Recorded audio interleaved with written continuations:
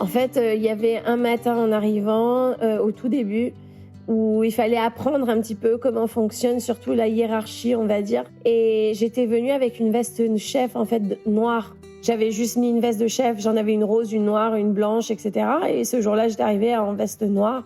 On m'a renvoyée direct à la maison pendant genre 4 jours, sans paye, etc., machin. Enfin, juste pour réfléchir à ce que j'avais fait, parce que c'était tellement offensif, parce qu'on se prend pas pour un chef, on ne met pas une veste noire si on n'a pas encore été établi et qu'on n'est pas chef, non chef de partie, non apprenti, non employé, non blablabla, enfin stagiaire, etc., tout ce qui passe avant.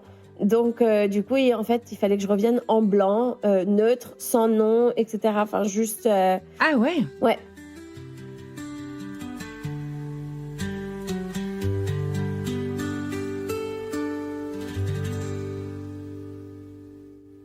À bientôt. Vous déménagez? Mes vêtements? Emballés. Mes bouquins? La vie est dure, mais elle est belle. Attention au départ. Cette route mène bien quelque part. Alors, on y va. J'irai, madame, jusqu'au bout du monde.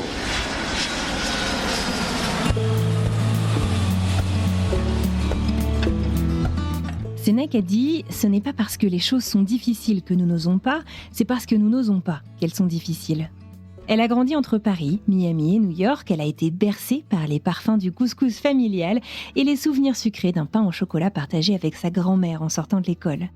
Très tôt, Mélodie Asséraf sait qu'elle aime la pâtisserie, mais que ce n'est pas vraiment un métier sérieux. En tout cas, c'est ce qu'on lui dit. Alors elle obéit, elle suit un autre chemin, avant de revenir plus tard à ce qu'il appelle vraiment.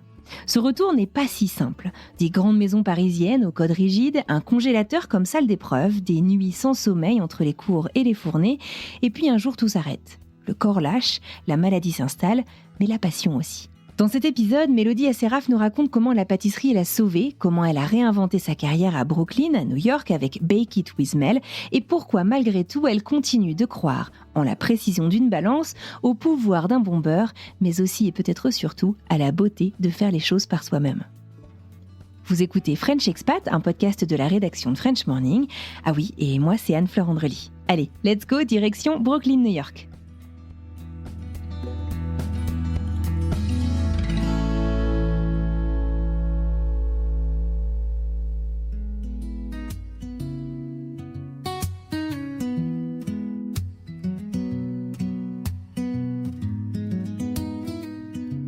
Bonjour, je m'appelle Mélodie, je suis française, j'ai grandi aux États-Unis. J'ai toujours vraiment maintenu par contre une adoration pour ma culture française et pour bien sûr tout ce qui est gastronomie et pâtisserie française, dont on parlera plus tard. Et j'essaye en fait de montrer ça à travers tout ce que je fais aux États-Unis tous les jours. Eh ben, trop bien, ouais. Bienvenue dans le podcast Mélodie. Merci. Tu nous parles d'où aujourd'hui? New York, je suis à Brooklyn. Ok, eh ben, écoute, on va revenir sur tout ça parce que tu es née à Paris, il me semble, tu as grandi aux États-Unis, tu t'es réinstallée à Paris et tu es revenue aux États-Unis, c'est ça? C'est ça, mais bon, je repars quand même au moins, je dirais 2 ou 3 fois par an à Paris parce que ça me manque vraiment. Travailler avec les Français, c'est plus compliqué que juste habiter à Paris et profiter de Paris, par expérience personnelle. Mais sinon, j'ai pas mal de familles encore qui est dans le 16e à Paris, en fait, dont ma grand-mère. Ok, donc forcément, les racines nous appellent. Est-ce que tu te souviens, puisqu'on va parler de pâtisserie, est-ce que tu te souviens, je sais pas, tu as un premier souvenir pâtissier, gourmand, doux? Oui, en fait, j'ai le souvenir quand j'étais toute petite à l'école. Tous les après-midi, ma grand-mère, elle venait me chercher avec un gros pain au chocolat en sortant de maternelle. J'ai le souvenir même étant petite à l'âge de 5, 6, 7 ans même. Voilà, tous les après-midi, on profitait de ce petit moment sucré ensemble et c'était vraiment un de mes moments préférés. Et ta Madeleine de Proust? Oui, j'allais dire, y compris mes grands-parents, en fait, enfin, les parents de ma grand-mère, habitaient au Plaza Athénée à Paris.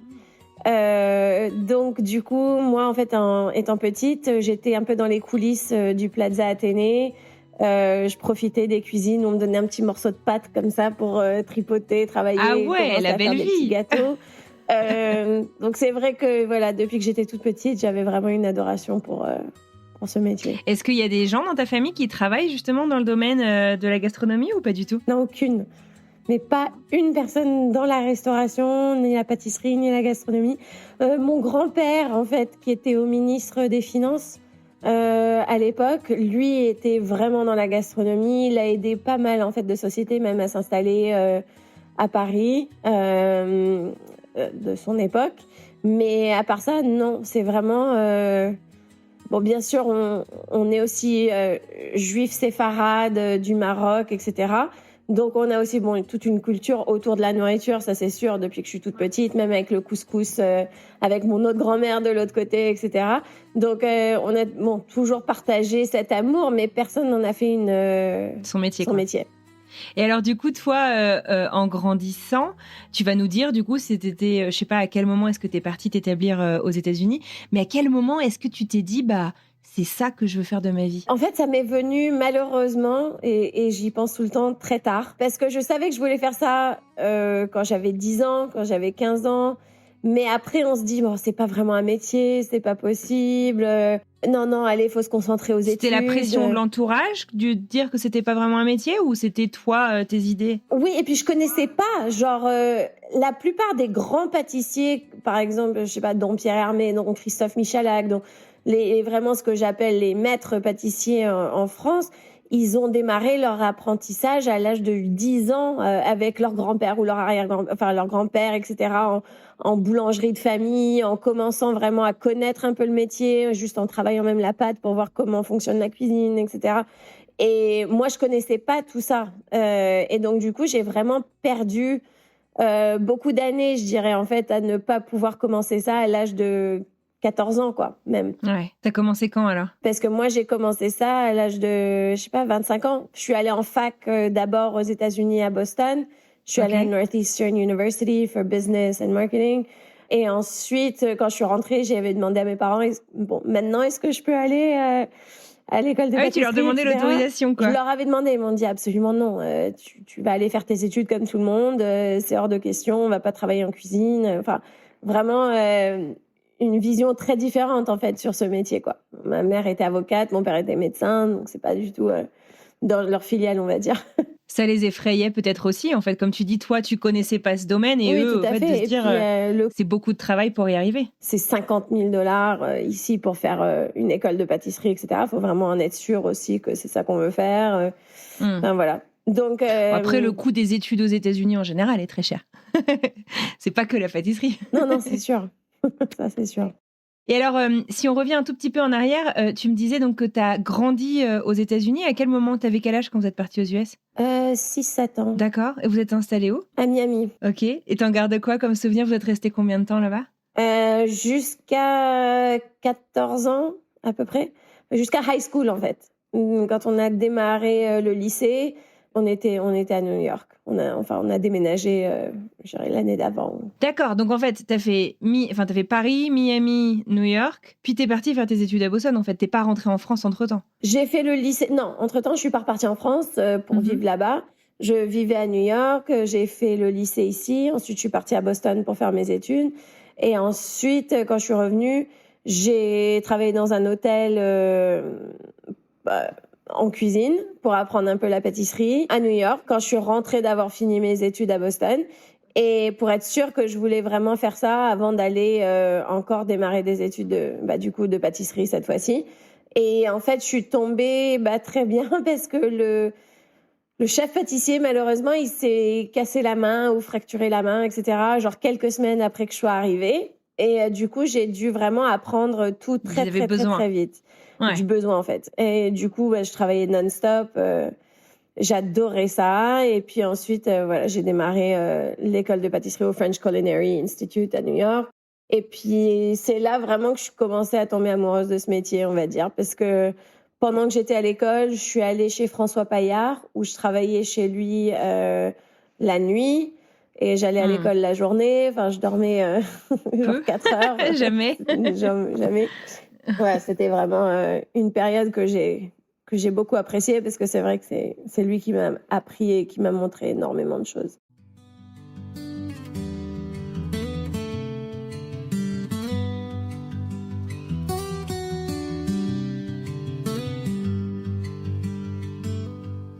Alors, on va revenir sur toute cette formation, mais tu nous disais il y a quelques instants que tes parents, c'était non, tu vas pas aller faire de la pâtisserie. Comment est-ce que t'as réussi à passer à l'action, en fait? Tu vois, comment est-ce que t'as réussi à les convaincre ou est-ce que finalement, tu t'es lancée seule, sans leur aval? Non, jamais j'aurais fait ça. Non, je crois que finalement, ils ont vu à quel point j'aimais ça quand j'ai travaillé pour ce restaurant pendant 1 an et ils ont vu que je lâchais pas l'affaire et que c'était vraiment quelque chose qui me tenait à cœur. Ouais, tout simplement.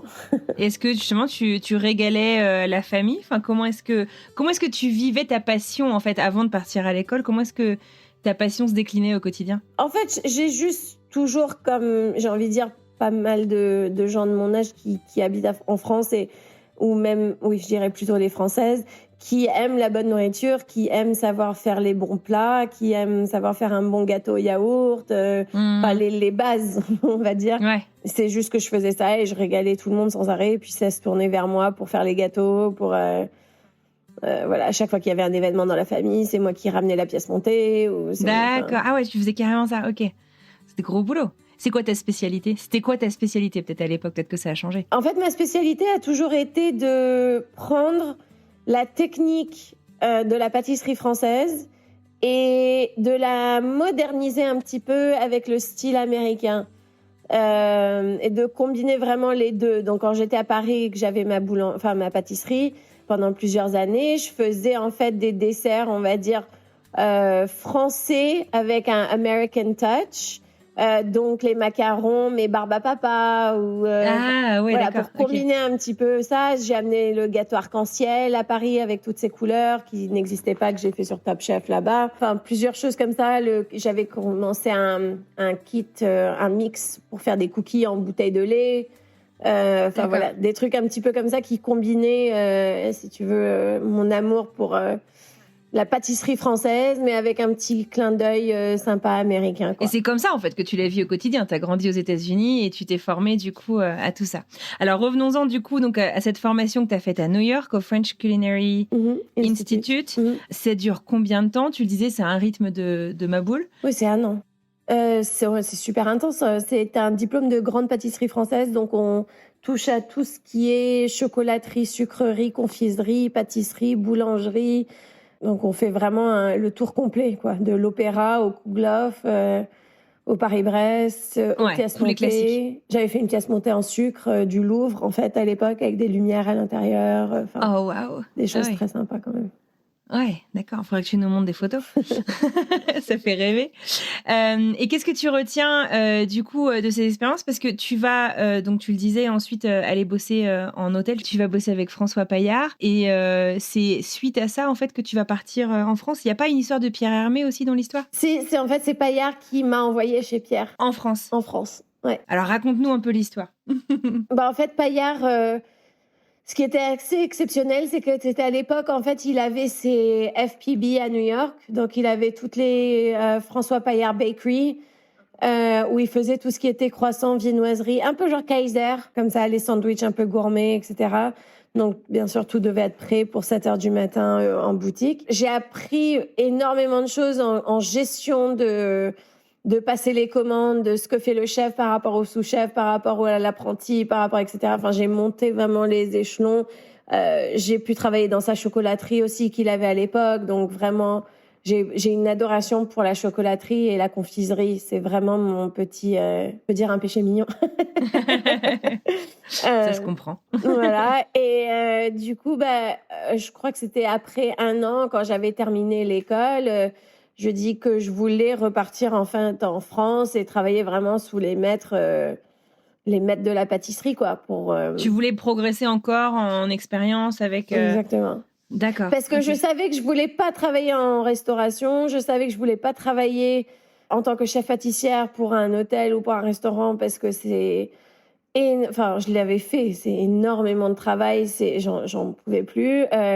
Mais chez Pierre, je voulais apprendre vraiment, tous les secrets de la viennoiserie, les macarons, comment est-ce que fonctionne une pâtisserie à Paris, le laboratoire, les commandes, etc. Enfin, voir un petit peu tout ça de près. Et donc du coup, après, je suis partie directement chez Pierre Hermé à Paris, rue de Vaugirard, où j'ai travaillé avec lui pendant près d'1 an aussi. Et qu'est-ce que tu faisais alors justement? T'étais dans le labo, t'étais un peu partout? Oui, j'étais au laboratoire. En fait, il y avait un matin en arrivant, au tout début, où il fallait apprendre un petit peu comment fonctionne surtout la hiérarchie, on va dire, qu'on te fait sentir tout de suite en cuisine. Et j'étais venue avec une veste chef en fait noire. Moi, je savais pas. Enfin, j'avais juste mis une veste de chef. J'en avais une rose, une noire, une blanche, etc. Et ce jour-là, j'étais arrivée en veste noire. On m'a renvoyée direct à la maison pendant genre 4 jours, sans paye, etc. Machin. Enfin, juste pour réfléchir à ce que j'avais fait, parce que c'était tellement offensif. Parce qu'on se prend pas pour un chef, on ne met pas une veste noire si on n'a pas encore été établi et qu'on n'est pas chef. Non chef de partie, non apprenti, non employé, non blablabla, enfin stagiaire, etc. Tout ce qui passe avant. Donc du coup, en fait, il fallait que je revienne en blanc, neutre, sans nom, etc. Enfin juste. Ah ouais. Ouais. Voilà, anonyme. Ah la vache. Ah ouais, donc c'est pas un mythe, hein, la pression, les hiérarchies en cuisine. Non, du tout. Je me suis fait enfermer dans un congélateur pendant 6 heures pour faire 1300 quenelles qui devaient sortir parfaites pour les préparer à l'avance sur plaque pour un événement. Je peux aller chercher mon manteau. Non, pas du tout. Mais non. c'est de l'abus quand même, ça. Ah oui. Je me suis pris plein de... Ça, c'est facile. Mais en tant que femme, faut se prouver d'autant plus dans ce métier. Ah ouais? Tu l'as ressenti rapidement? Parce que j'ai travaillé aussi pour un chef dont on n'a pas besoin d'en parler pour l'instant, qui est à Paris, qui est un étoilé Michelin, et je suis partie. Tellement c'était vraiment indécent, on va dire, la façon dont il se comportait avec les femmes, alors que sa femme travaillait même dans le restaurant. Voilà. Donc, du coup, je vous passe un petit peu ces détails-là. Mais oui, c'est un métier quand même, il faut se prouver, il faut se montrer forte, il faut se montrer indépendante. En tant que femme, il faut faire 3 fois plus que ce que fait l'homme, on va dire, d'une manière générale, en fait, dans ce métier. Faire ses preuves en permanence, quoi. Ah vache. D'accord. Malgré tout, ça n'entache pas ton rêve? Non, et puis il faut adorer ce métier, parce que sinon, je sais pas si c'est comme n'importe autre métier, comme être avocat, mais il faut adorer ce métier, parce qu'au début, tu travailles tous les week-ends, tu travailles tous les dimanches, tu travailles toutes les fêtes de Pâques, toutes les fêtes de Noël, t'es jamais en famille, enfin, tu pars pas en vacances, t'es payé vraiment la misère, c'est vraiment un métier de passion. Et il faut adorer ça. Et il faut avoir la santé aussi pour tenir, ce que moi je n'ai pas eu en fait à un moment donné. Et puis c'est un métier qui est très dur, qui est vraiment physiquement même. Ouais. Physiquement très très dur. Moi j'ai ma santé qui a lâché une fois que j'avais ma boutique à Paris à un moment donné, parce que j'ai eu des soucis avec des employés là-bas qui se sont mis en arrêt maladie. Ça c'est les soucis de travailler en France que je disais tout à l'heure.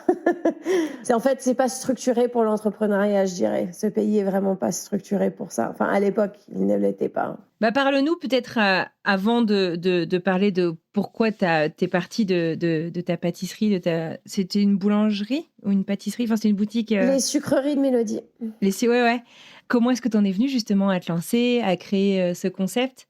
Tu nous disais que c'était les classiques français avec un twist américain. Oui, c'est ça. Donc, en fait, je voulais ouvrir une petite pâtisserie, un peu comme un showroom, qui nous permettrait de travailler, en fait, de créer ce qu'on appelle les sweet tables ici aux États-Unis.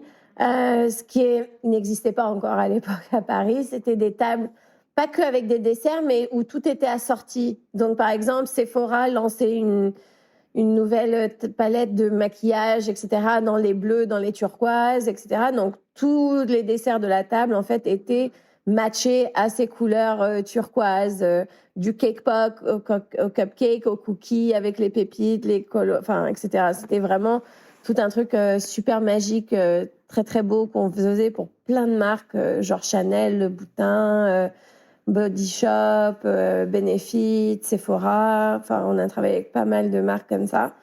Et le but, c'était comme un showroom, et chaque panneau dans la boutique, tu peux retrouver des photos sur Google si tu tapes les sucreries de Mélodie. C'était comme une bonbonnière en fait. Donc c'était blanc et rose en panneau sur le mur. Et il y avait un panneau qui était guimauve, un panneau caramel, un panneau chocolat, etc., un panneau cupcake. Et en fait, on présentait des produits comme ça sur ces panneaux-là. Et on avait commencé je sais pas si on dit like une charrette. C'était un joli truc sur roulette en fait que les sociétés pouvaient commander. Un chariot, oui, voilà, un chariot mais un peu plus élégant, on va dire, comme les chariots un peu Angelina à glace. D'accord. Voilà, mais avec tous les desserts de petit déjeuner et tout ça, et qu'on faisait livrer, par exemple, chez Sodexo pour leur meeting le matin, des trucs un petit peu comme ça que faisaient pas toutes les pâtisseries classiques à Paris, quoi. Donc, tu travaillais surtout avec des entreprises ou aussi avec des clients individuels ? Non, surtout avec des entreprises. On vendait très peu aux particuliers parce que c'était vraiment un showroom et c'était pas une boutique qui avait beaucoup de passages. Donc, bien sûr, quand on était là et qu'on fabriquait, que ça sentait bon, on vendait quelques cookies quand il y avait des choses de quartier et tout ça. Mais sinon, non, c'était vraiment pour les entreprises. Et comment tu as eu cette idée, justement, de ce projet ? Je sais plus. C'est ma grand-mère, en fait, qui m'avait poussée à l'époque à faire cette aventure. Et j'avais démarré en comptable, en fait, chez elle à l'époque. Et je faisais tout ce qui était... voilà, chocolat. Je voulais ramener en fait ce qui se faisait pas encore à Paris. C'était un peu le côté ludique américain. Voilà. Après, on faisait un peu de cake design, bien sûr, avec voilà les gâteaux en Mickey, enfin des trucs un petit peu comme ça aussi. Et ça avait pris pas mal. Hein. On a eu, je sais pas, près d'une centaine d'articles en fait qui avaient été écrits quand même sur cette boutique. Un des gros succès, c'était le salon du chocolat qu'on avait fait à Paris et à Londres. En fait, et on avait eu, je sais plus comment elle s'appelait, mais 2 ou 3 stars en fait qui avaient porté notre robe, et on avait fait une robe de cupcake avec des vrais cupcakes dessus qu'on a du coup donné en fait aux gens pendant que la mannequin se promenait. C'était assez génial. Ah, trop bien, d'accord. Donc en fait, ce que tu as fait aussi à l'université à Boston, ok, tu as étudié le business, mais aussi le marketing, j'ai l'impression que tu l'as mis vachement, tu as pu quand même vachement l'appliquer dans le lancement de ton business, quoi, parce que c'est des méthodes de communication qui sont pas hyper communes non plus. Oui, tout à fait. Ah, trop cool. Et on a fait aussi un petit côté plus raffiné, où on a fait pas mal de dégustations aussi avec des grands restaurants genre Pierre Gagnère, où leur sommelier qui était venu, on avait fait des associations de champagne et de sucreries, enfin des trucs un petit peu comme ça, voilà, rigolos, raffinés, qui sortent un peu juste de la pâtisserie de quartier, quoi. D'accord. Génial, trop bien. Et la boutique, elle est restée ouverte combien de temps du coup ? 4 ans. Et tu nous le disais un peu entre les lignes, du coup, tu as dû fermer. Il y a eu des soucis, peut-être, je ne sais pas si c'est de gestion, enfin, tu vas nous expliquer comment ça s'est passé. Puis tu as eu des problèmes de santé ? Oui, en fait, c'était si on veut dire, le problème classique du four et au moulin. Voilà, quand on travaille around the clock, la nuit, la journée, etc., pour mener la boutique, pour passer les commandes, pour travailler en cuisine, pour organiser la production, et qu'on fait la production la nuit aussi. Au bout d'un moment, j'ai lâché un peu parce que on était en période de croissance, mais pas suffisamment pour pouvoir passer au second cap, on va dire, ou au troisième cap, parce qu'on était déjà pas mal avec plusieurs actionnaires. Mais après, en fait, malheureusement, je suis tombée super malade et je pouvais plus tout gérer. C'était plus facile de fermer, en fait, que d'essayer de gérer ça à moitié. C'était quoi ? C'était un burn-out ou tu as eu d'autres soucis de santé ? Non. Après, je suis tombée malade pendant 5 ans. En fait, c'était un problème immunitaire. Ils ont mis 5 ans à découvrir ce que c'était, etc. C'est un peu compliqué. En fait, ça se projette comme un cancer, mais c'est pas un cancer. Donc, c'est compliqué. C'est juste, en gros, on devient allergique à tout et à n'importe quoi du jour au lendemain. En plus, en poussant dans la bouffe. Ah, d'accord. Oui, enfin, c'était pas que, en fait, la nourriture. C'est par exemple, si je travaillais trop et que mon corps, il se mettait en mode stress, ça suffisait pour, du coup, qu'il se mette en stop mode. Genre, je pouvais pas faire d'exercice à la gym parce que, du coup, il se met en mode defense, etc. J'avais pris près de, je sais pas si c'est 100 kilos, mais genre 120 pounds, quoi, en un an. Et personne pouvait me dire pourquoi, alors que je mangeais rien.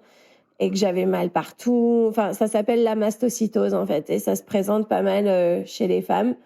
À l'époque, c'était très rare, mais maintenant j'ai quelques filles en fait sur TikTok dont je suis qui ont la même chose que moi. Et enfin voilà, si par exemple il y a un produit chimique dans la rue et que je le sais pas et que je le sens, je peux tomber dans les pommes. Donc j'ai toujours une EpiPen sur moi. Je fais des injections toutes les 2 semaines pour limiter, on va dire, les réactions allergiques. Le feu de cheminée, par exemple, ça me fait une réaction allergique. J'ai les yeux qui deviennent comme poufis. Enfin, c'était complètement fou et je pouvais plus travailler, je pouvais plus marcher, je pouvais plus. En fait, et il y a tout un brain fog qui s'installe dans la tête où je pouvais même plus réfléchir, quoi. Je pouvais même pas suivre un film à la télé parce que j'oubliais ce qui s'était passé. Enfin, c'est ces masses sels en fait, voilà, qui se présentent dans le sang et qui essayent de défendre le corps, mais qui du coup ralentit tout le reste, quoi. Ah, d'accord. Donc, Et du coup, en fait, tu as vécu une grande errance médicale là-dessus. Tu tombes malade, enfin, tu es, je sais pas si c'est du coup quelque chose que tu avais déjà, mais qui s'est déclaré ouais, c'est ça. Je sais pas. dans cette situation. Tu es encore en France à ce moment-là, donc en France, personne sait vraiment identifié de quoi il s'agit. Non. Et puis, comme mon père et mes parents étaient ici aux États-Unis, c'était plus facile de faire tous les examens et toute la batterie d'examens et tout ça ici. Ouais. On avait plus de connexion avec les médecins et les gens qu'on connaissait ici. Pour Ton voir père un est peu. médecin, tu disais aussi? Oui, enfin, sauf que lui, il était anesthésiste à Paris, donc rien à voir. Mais voilà, et peut-être, il avait des connaissances d'amis en fait ici. Et après, il y a un médecin ici qui est, comment on dit en français, oncologist, Un cancérologue? Cancérologue. Et c'est lui qui a découvert en fait ce que c'était. Je me souviens parce que j'étais au cinéma, il m'a dit, I know what you have. I was like, seriously? Really? Et en fait, après, on avait refait 2 ou 3 tests pour confirmer, mais c'est une maladie comme les maladies immunitaires qui sont archi compliquées à diagnostiquer parce que toutes les réponses peuvent être négatives, même si en fait c'est positif. Enfin, c'était archi compliqué. Donc, Et t'as fait quoi du coup de ces 5 ans d'errance médicale? Parce que ça doit être compliqué d'avoir une activité je professionnelle, pouvais plus travailler. même d'avoir envie, même de faire quoi que ce soit, parce que tu maîtrises pas ce qui se passe dans ton corps du tout. Non, et puis j'aime pas en parler parce que je suis quelqu'un de très positive et de très bubbly, de très rose, enfin voilà. Et c'est une période où quand on se regarde en tant que femme en fait dans le miroir et qu'on se reconnaît pas, c'est un des moments les plus difficiles de sa vie parce qu'on se dit mais alors je suis qui? Genre c'est qui cette fille qui me regarde, qui est gonflée, qui a un visage comme ça, que je reconnais même plus, que genre moi j'ai toujours pesé 60-70 kilos max, de se retrouver à 250 pounds, de ne même pas comprendre pourquoi, ni comment, ni ce qui se passait dans le corps, et avoir mal partout. Dès que je mangeais quelque chose, j'étais malade, donc je voulais plus rien manger non plus. Enfin, c'est vrai que c'était un moment très, très difficile. Et je dirais que c'est vraiment cette période-là que je suis tombée encore plus amoureuse de la pâtisserie parce que c'est la seule chose que je comprenais, parce que j'avais une recette. Et si je la réalisais tant qu'elle était, exactement comme elle était écrite, je savais que ça allait avoir un résultat positif. Et dans un moment où je contrôlais rien d'autre, bah ça, je pouvais le contrôler en fait. Et donc du coup, j'ai commencé à cultiver peut-être une petite idée de Bake It With Mel que j'ai démarré après. Parce que je me suis dit, bah tout le monde a des moments comme ça où on ne sait pas ce qui se passe dans la vie, dans notre en question santé ou pour le reste. Et je voulais vraiment avoir des recettes que les gens pouvaient suivre pour avoir un petit moment agréable sans avoir à stresser que j'ai dépensé $25 et maintenant je lance tout à la poubelle parce que c'est pas bien fait. Voilà. Donc je dirais que bon, c'est peut-être un mal pour un bien. Bien sûr, ça t'apprend aussi à quel point la vie est précieuse. Donc je la vis très différemment aussi maintenant. Le moment justement où tu as su justement de quoi il s'agissait, pour avoir une idée, en fait, c'est quoi? C'est 2016, j'ai démarré 2016. un traitement. D'accord, ok. Qui n'était toujours pas prouvé traitement d'ailleurs pour ce que j'avais. C'était lui, en fait, on a dû faire semblant pour les assurances et tout ça que j'avais autre chose pour pouvoir recevoir ces piqûres parce qu'elles étaient tellement rares à trouver et que c'était même pas encore prouvé que ça pouvait marcher pour ce que j'avais. Donc bien sûr, les assurances voulaient pas nous la donner. C'était vraiment c'était super compliqué. Maintenant, heureusement, je les ai au frigidaire. Là, je les fais moi-même. C'est un bonheur. Je dirais vraiment de pas se stresser là-dessus. Mais il y a quasiment 10 ans qui se sont passés entre le diagnostic et Mais j'ai perdu ces années. J'ai perdu beaucoup de temps avec ça, malheureusement. Mais bon, c'est pas grave. Ça fait pas... On me dit que la vie est écrite d'une certaine façon, donc c'est comme ça. Hein. Ouais. Mais donc du coup, voilà. Après, j'ai essayé de pas perdre plus de temps que ça. Dès que je pouvais retravailler un peu, me sentir mieux.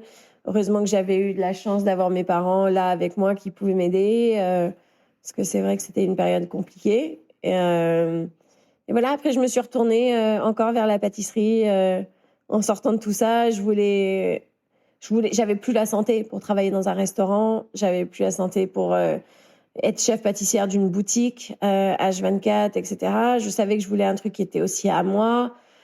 Et on avait fait pas mal de trucs à Paris, donc je voulais quand même utiliser un petit peu tout ça. J'avais des contacts voilà, pour pouvoir écrire un livre. J'avais établi un chariot de popcorn qu'on avait mis dans plein d'installations, etc. Donc je voulais vraiment quand même essayer d'utiliser un petit peu tout ça et de continuer un peu le chemin. Donc on a fait Bake It with Mel. Alors attends, tu vas nous expliquer de quoi il s'agit dans un instant.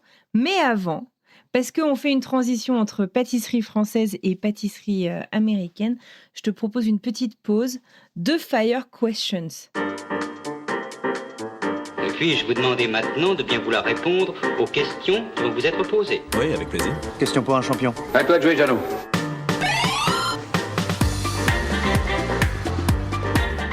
On va commencer par une question qui m'a fait beaucoup rire quand je me suis baladée sur ton compte Instagram parce que je m'y retrouve tellement et entendre ça de la bouche d'une pâtissière. Team Gram ou Team Cups? Gram. Il n'y a pas de Team Cups. Ça n'existe pas. Pourquoi? Parce que il n'y a aucun chef pâtissier qui travaille en cups. Ouais. Oui, même aux États-Unis. Même aux États-Unis, même en France, même partout, c'est pas logique. C'est pas professionnel, on n'a pas le même résultat. Quand on remplit une tasse avec la farine par rapport à la mesurer au gramme, c'est pas du tout la même chose, c'est pas le même poids. Quand on verse du lait, quand on verse de l'eau, quand on verse de l'huile, j'ai dû me battre là-dessus quand j'ai écrit mon livre. Parce que moi, j'ai écrit un des premiers livres ici aux États-Unis qui a les grammes en premier. Ah oui. J'ai refusé, je disais non, je le ferai pas. Parce que c'est vous induire en erreur. Non, c'est vrai. Mais en même temps, tu vois, moi, quand je suis arrivée aux États-Unis, un des premiers trucs que j'ai fait, c'est que j'ai acheté une balance, tu vois, pour pouvoir peser mes trucs et tout. Et en fait, tu vas sur Amazon, tu regardes les balances, les petites balances de base, quoi, de cuisine, et en fait, elles sont achetées à 90% pour peser le cannabis, mais pas pour cuisiner, si tu veux. Et le nombre de gens, tu sais, qui me demandaient, mais pourquoi t'as une balance? Tu fumes pas? Puis j'étais, c'est quoi le rapport? C'est drôle. Ouais. C'est particulier, hein. Ouais, j'avoue, ouais. Mais moi, je fais tout avec la balance. C'est pas possible autrement. Et je refuse de donner des recettes en cups. Je préfère perdre ces followers-là parce que moi, je veux que quand je leur donne une recette, je sais à 100% qu'ils vont la réussir. S'ils la font en cups, c'est impossible. J'ai vu, je sais plus dans quel film c'était, quelqu'un qui disait de toute manière, le secret de la cuisine, alors on dit cuisine ou pâtisserie française, il y a 3 ingrédients, c'est le beurre et le beurre. Est-ce que le beurre français, c'est la même chose que le beurre américain? Et est-ce que on est plutôt beurre français ou beurre américain? Moi, je suis bretonne, donc je suis beurre au cristaux de sel, c'est pas pareil. Oui. Mais dis-moi. Non, beurre européen à 100%, 100 000, 110 000%. C'est quoi la différence? En fait, il y a plus de matière grasse. Le pourcentage de matière grasse par rapport à l'eau est plus élevé pour un beurre français que pour un beurre américain. Donc, on va avoir plus de couleurs, plus de coloration, plus de profondeur de goût en fait de beurre. On va avoir quelque chose qui est beaucoup plus régulier et qui reste aussi plus mou, plus agréable en bouche plus longtemps. Parce que l'eau s'évapore et donc du coup après on reste avec un cookie par exemple qui devient sec après 24 heures quand on travaille avec un beurre américain. Donc toujours travailler avec un beurre européen. Ça c'est à 100% dans toutes les recettes que je fais. Est-ce que tu fais des fois ton beurre? Moi, depuis que je suis aux États-Unis, je fais beaucoup plus de choses moi-même parce que tout est pas toujours facile. Alors, je me suis mise à la baratte. C'est un peu chiant parce que ça met quand même 15 ans pour faire ton propre beurre. Ton propre beurre. Oui, mais même ici, on n'aura pas le même rendu que si on fait notre propre beurre en France. Parce que la crème ici n'a pas le même pourcentage de matière grasse. Donc, si tu fais ton beurre, il faut que tu achètes une vraie crème Elvier, par exemple, de French Wing, on va dire, ou d'une marque française qui a vraiment 35 ou 40% de matière grasse au minimum. Parce que sinon, les crèmes américaines ici, elles n'ont pas du tout ce pourcentage-là. Donc, on a quand même un beurre qui est moins bien. Ça revient au même. Ouais, d'accord, ok. Compris. Alors, des fois, je me dis qu'on est un peu snob, nous les Français, sur la bouffe. Je pense que... On a le droit. Je sais pas si on a le droit, mais en tout cas, on l'est. Et bon, bref. Et souvent, on juge les pâtisseries américaines. Est-ce qu'il y a des pâtisseries américaines où tu t'es dit ça jamais, mais peut-être que, je sais pas, justement, avec le temps, t'as appris à les aimer? J'aime vraiment pas la plupart des pâtisseries américaines. Par exemple, un brownie, ça peut se cultiver, ça peut se faire très bien à la française. Le cookie, pareil. C'est quoi la différence quand tu dis à la française ou à l'américaine? On utilise de l'huile dans les pâtisseries américaines? Disons que si un Américain fait un cookie, il va utiliser, je dis un Américain de base, on va dire, par rapport à quelqu'un de français. Déjà, ils vont utiliser un beurre qui est moins bien. Ils vont utiliser genre leur sucre de chez Walmart, etc., qui n'est pas du tout comme un sucre qui est aussi à Paris, qui a pas le même niveau de vergeoise ou un sucre de qualité, on va dire. La qualité des ingrédients n'est pas du tout la même. On va choisir un chocolat qui est plus élevé, qui est plus noir, par exemple, pour un cookie, ou quelqu'un en France va faire un cookie. C'est du vrai chocolat qu'ils vont utiliser. Ici, quand on achète la plupart des chocolats, si on s'y connaît pas, c'est du Hershey's, etc. Enfin, c'est du sucre, c'est du lait, c'est de la matière grasse, mais c'est pas du chocolat. Donc, je dirais que juste sur le point des ingrédients, ce qu'on peut sélectionner en France par rapport à ici n'a rien à voir. Et par exemple, un chef pâtissier maintenant par rapport à un chef pâtissier ici, ou un baker, on va dire l'équivalent. En France, on va mettre du vrai pralin, par exemple, dans un cookie. On va faire un praliné noisette nous-mêmes. On va torréfier les noisettes, on va les caraméliser, ensuite on va les passer au mineur pour faire un vrai praliné, pour mettre un vrai goût de praliné dans notre cookie. Ici, ils vont mettre une cuillère de Nutella, par exemple. C'est pas du tout la même chose, c'est incomparable. Mais il y a quand même des petites recettes américaines bonnes. Oui, mais si on utilise une technique française pour les faire. Ah ouais. Donc, on choisit bien ses ingrédients, on les mesure en grammes, on préchauffe bien son four, on laisse les ingrédients à température ambiante avant de cuire quoi que ce soit ou de faire la recette. Je sais pas comment expliquer. J'essaye, en fait, je cherche à expliquer, mais c'est la distinction. Je sais pas, peut-être le niveau aussi de respect qu'on a pour la gastronomie, pour la pâtisserie en France n'est pas la même chose. C'est rituel presque en France. C'est presque c'est culturel, quoi. On sait qu'une sauce, par exemple, pour le coq au vin, ou une sauce au vin, ou quelque chose comme ça met des heures à réduire et des heures de patience et d'amour à faire ça correctement. Alors que ici, on va plutôt choisir quelque chose de plus rapide à faire, où on attend moins longtemps. On est plus sur le like the quick reward ici. Ouais. Tu vois ce que je veux dire? Ouais. Ils vont pas, par exemple, laisser la pâte de cookie reposer 24 heures au frigidaire parce qu'on sait qu'elle va être mieux le lendemain. Le rapport à la pâtisserie, à la bouffe en général est assez différent. Mais comme tu dis, c'est culturel. C'est culturel. Aussi. Je note. Je passe à ma question suivante. Est-ce que tu es plutôt team macaron ou team cupcake du coup? Pour manger ou pour les faire? Ah bah je sais pas, dis-moi. D'ailleurs, ni l'un ni l'autre pour les manger. Je suis pas très sucrerie en fait pour les manger. C'est pas vrai. Non, en fait, je suis beaucoup plus salée. Tout ce qui est foie gras, saumon fumé, caviar, les pâtés, les saucissons, tout ça, c'est un grand kiff. Mais j'adore faire la pâtisserie. Voilà. D'accord. Mais je suis moins côté sucré. Donc, est-ce que je choisis team macaron? Je dirais plutôt macaron que cupcake, oui, de toutes les façons. Très bien. Alors, j'allais te demander ton arme secrète pour adapter une recette française au palais américain. Doubler le sucre. Oh, c'est pas gentil. C'est vrai. Ils se contentent, en fait, beaucoup de gens, malheureusement, ils se contentent d'un extrait de vanille par rapport à une vraie gousse de vanille. d'un extrait de citron par rapport à acheter un vrai citron et prendre un vrai jus de citron. Moi, c'est ça que j'appelle genre le respect vraiment pour ça. Genre à Paris, moi, si on fait un gâteau au citron, on va pas acheter un citron en bouteille, on va acheter des vrais citrons. Enfin, la plupart des gens. Donc je sais pas, je dirais que c'est un palais plus raffiné par rapport aux États-Unis.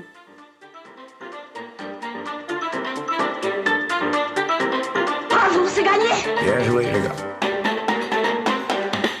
Donc nous revoilà aux États-Unis. Tu as donc ce diagnostic, tu commences tes traitements, tu te retrouves en fait, tu commences un peu à te retrouver. Et tu le disais, donc tu ne repars pas sur une boutique. Par contre, la pâtisserie, ta passion, elle est intacte. Donc du coup, on a compris que c'est pour la faire et pas pour la manger.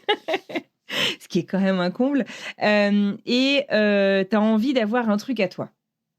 Alors, où est-ce que ça nous amène tout ça? Raconte-moi un peu l'histoire de Bake It with Mel. En fait, Bake It with Mel, j'ai démarré en 2020, au mois d'août, juste avant la pandémie. Juste après, de août 2020, on est déjà en plein dedans. Non, pardon, août 2020, on a lancé les produits. J'ai eu l'idée de commencer ça, en fait, en novembre 2019.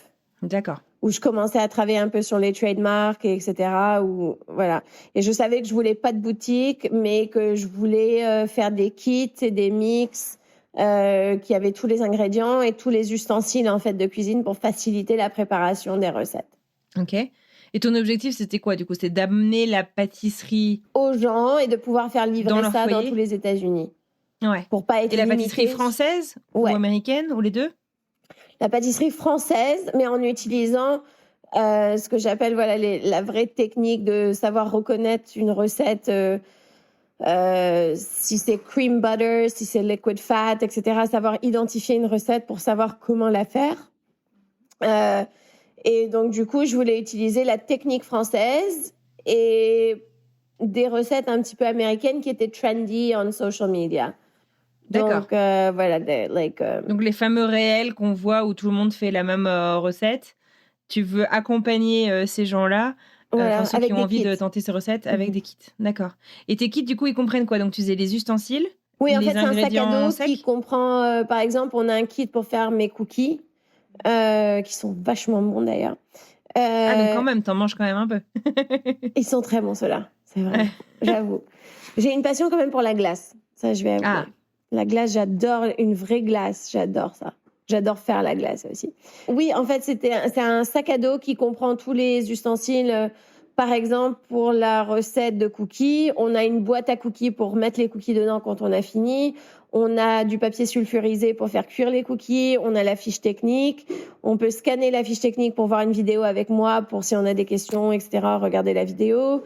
On a tous les ingrédients prémesurés pour la recette de cookies, sauf bien sûr le lait, le beurre et les œufs. Mais tout le reste est déjà prémesuré en grammes, prêt à l'usage en fait. Il y a aussi une maryse. On donne tout ce qu'il faut pour faire la recette. D'accord. Et donc du coup, on a monté plusieurs kits comme ça, de thèmes différents, de recettes différentes. Et maintenant, j'ai sorti aussi des produits un peu plus français avec la sortie de mon livre l'année dernière.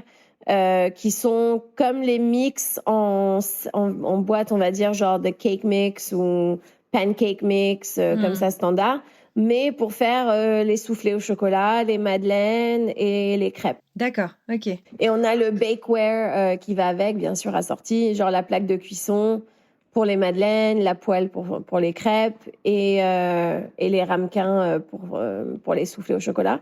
En même temps, j'ai démarré un club, en fait, de pâtisserie qui s'appelle Baking Unwrapped. Je l'ai démarré l'année dernière. En fait, on a des membres et une fois par mois, on fait une recette ensemble de mon livre. Ils me posent autant de questions sur la pâtisserie qu'ils veulent. Chaque cours est enregistré, donc ils peuvent y accéder en ligne sur mon website. Okay. Donc voilà, c'est tout ce qui tourne vraiment autour de tout ce qui est pâtisserie. Trop bien. En fait. Et qu'est-ce qui t'a initialement donné envie en fait que ce soit des kits, tu vois? Parce que je sais pas comment est-ce que cette idée précisément t'est venue? I don't know. Tu sais pas? Non, je voyais qu'il y avait beaucoup de sociétés qui commençaient à faire ça pour le salé à l'époque. genre Blue Apron et genre Fresh, Hello Fresh, etc., qui commençaient il y a 10 ans. Ça fait pas 10 ans, pardon, il y a 5 ans.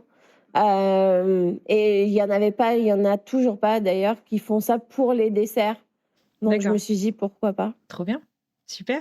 Et du coup, la réception, elle est comment? Est-ce que tu vends tout ça surtout aux États-Unis? Je sais que tu bosses aux États-Unis, mais surtout autour de toi sur New York ou Non, tout est virtuel en fait. On a quelques boutiques qui ont nos produits, mais c'est surtout en ligne.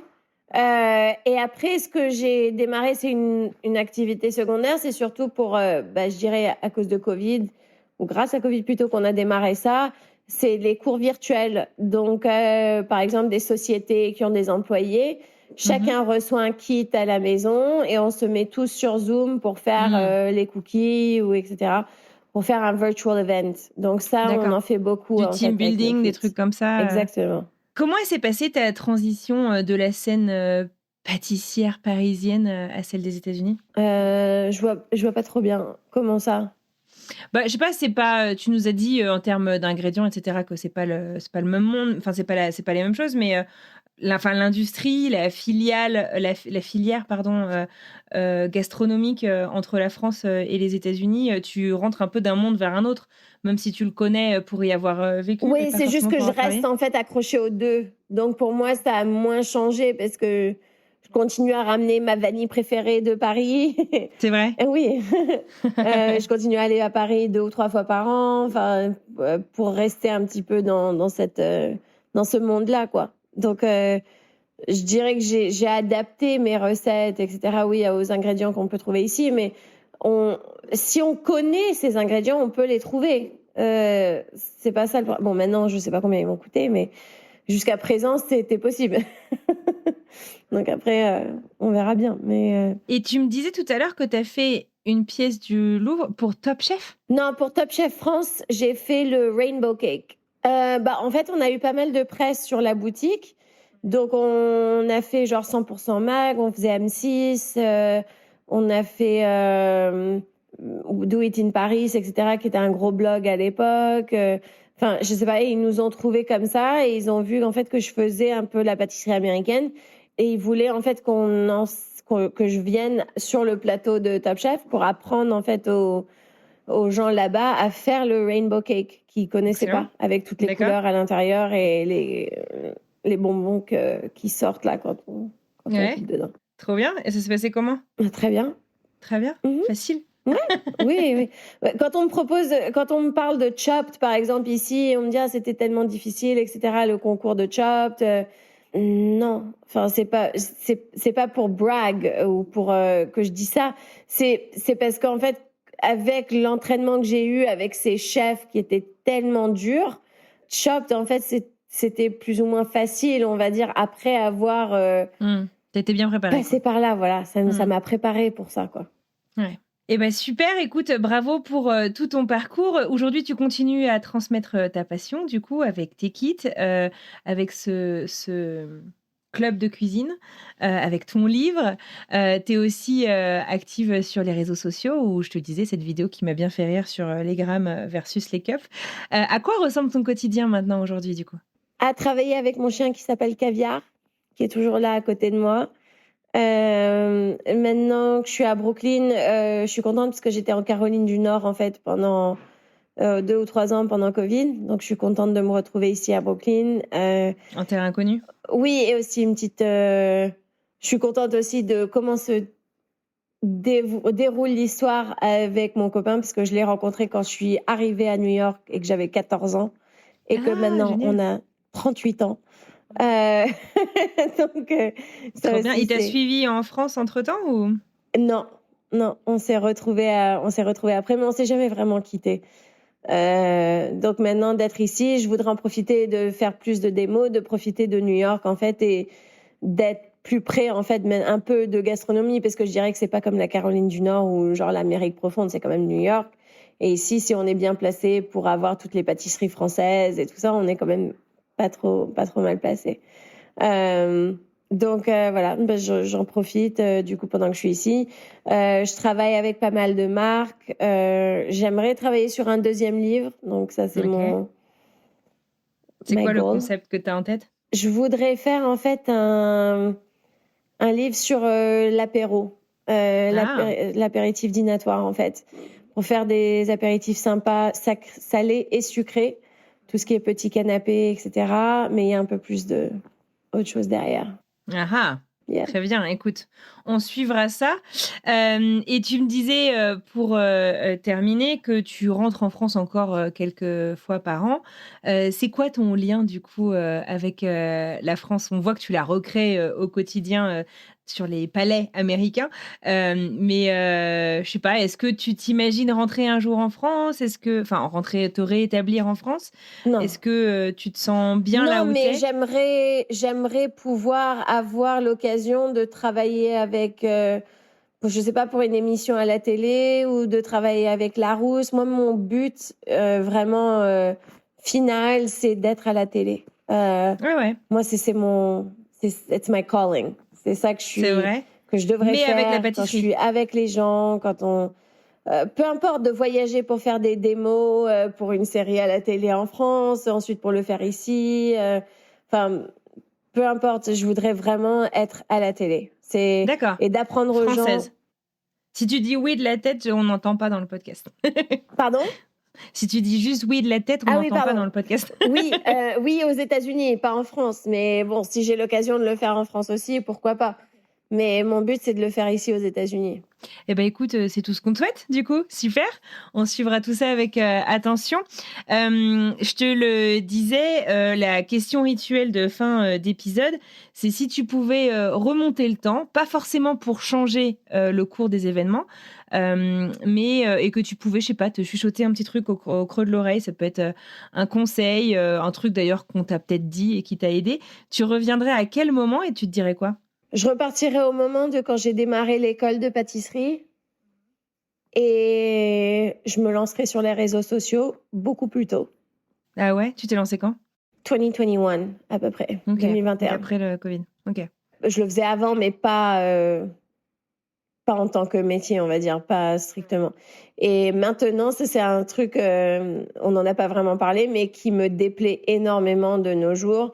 C'est qu'on n'est plus en fait défini en tant que chef pâtissier par nos mérites et par ce qu'on sait faire et notre apprentissage, mais selon le nombre de followers qu'on a sur chaque compte. Ah ouais, tu trouves que... Et j'en peux plus de voir ces filles ou ces garçons, ou peu importe, qui font semblant de faire un super gâteau ou un super dessert. Et c'est parce qu'en fait, tant mieux pour eux, mais ils savent très bien manager tout ce qui est production, d'attraper l'attention pour les réseaux sociaux, mais qu'ils ont aucun apprentissage vraiment fondamental de pâtisserie ou de cuisine. Ah, tu le vois tout de suite en regardant la vidéo. Ça se voit tout de suite. Et le nombre de gens ici qui ont dit « j'ai fait de la glace ». Non, mais t'as fait une crème fouettée et t'as rajouté des morceaux de cookies à l'intérieur et tu l'as mis au congèle. C'est pas ça, faire une glace. C'est pas ça de faire une crème anglaise, de faire infuser une crème avec des vrais parfums de vanille quand on a fait ça et qu'on est passé par là, c'est enrageant. C'est autre chose, quoi. Et c'est un autre métier de savoir filmer, de faire ses vidéos, de faire tout ça. C'est tout autre chose. Donc, ça, c'est le côté, en fait, de nos jours. Et j'en parle des fois avec des chefs très haut placés qui, eux, sont obligés de faire des vidéos avec des gens qui savent pas la première chose sur la cuisine, etc. Voilà. Parce que j'ai un chef qui m'a dit je dois faire une vidéo avec cette fille, elle a 2 millions de followers si je veux essayer d'avoir un livre. Alors que lui, c'est un chef étoilé Michelin. Il m'a dit on doit faire une paella ensemble et elle me répond super, c'est une recette cubaine. Et cette meuf, elle influence des millions de personnes à longueur de journée. Et elle pense qu'une paella, c'est cubain. Donc, il y a une logique là-dedans qui manque. Et c'est vrai que ça, c'est un côté... on peut en parler une prochaine fois, mais c'est tout autre chose, ça. Et c'est vachement dur, en fait, maintenant, de voir si c'est quelqu'un qui sait vraiment faire la cuisine ou qui sait juste très bien faire les vidéos. Très bien. Eh ben, écoute, il faudra être vigilant. En tout cas, nous, on te souhaite de continuer sur la voie sur laquelle tu es plus que lancé maintenant. Et puis, on gardera un œil sur le prochain bouquin, donc peut-être sur l'art de l'apéro aux États-Unis. Moi, je sais que c'est une conversation que j'ai souvent avec mes amis américains, genre... l'art de l'apéro. Pas forcément en fait pour consommer quelque chose, mais le moment, c'est un art qu'on a qui n'existe pas trop ici et que j'essaye désespérément depuis 18 ans d'instiller dans mon entourage, mais c'est pas évident. Juste faire un tour chez French Wink, on récupère un paquet de chipster, un super pâté, les vrais petits cornichons. C'est ça. J'adore. Bah ouais. Heureusement qu'on a. Mais c'est vrai qu'il y a pas mal de marques françaises maintenant quand même, hein. Même en ligne et à New York, il y en a énormément qui s'installent. Ouais, New York, vous êtes bien servis. Ouais. Toi, tu es où ? Moi, je suis à Denver, dans le Colorado. J'ai de la chance, on a un charcutier français qui nous régale quand même pas mal. Mais très bonne nourriture quand même aussi à Denver. Ouais. Écoute, en tout cas, je te dis un grand merci pour ce moment qu'on a passé ensemble. Je te souhaite une super bonne continuation. Merci.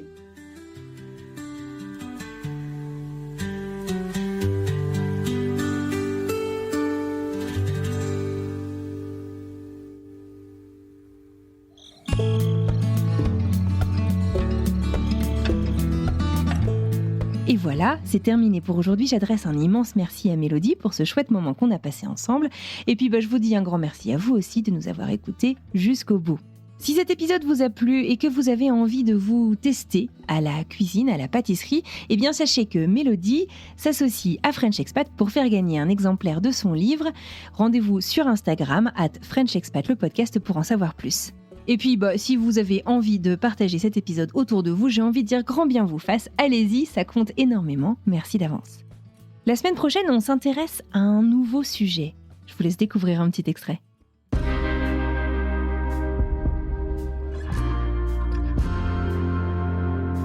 C'est très intéressant, en fait, chaque langue a un centre de résonance.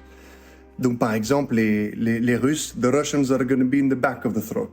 Tu vois, les Français, we're very much in the front. Tu vois, on est vraiment à l'avant de la bouche.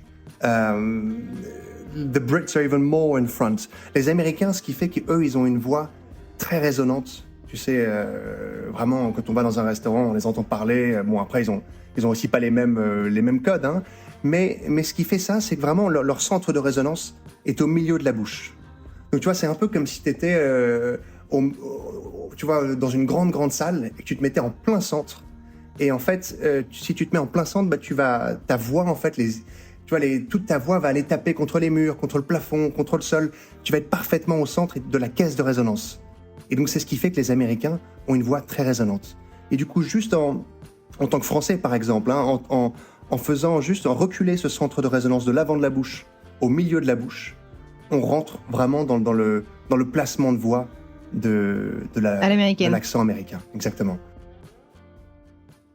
Voilà, c'est tout pour moi. Pour aujourd'hui, je vous dis encore un grand merci d'être là chaque semaine. C'est un immense privilège de vous parler, de faire ce podcast avec et pour vous. Je vous souhaite une merveilleuse fin de semaine, une très belle fin de journée et je vous retrouve donc mardi pour cette nouvelle histoire. À très vite.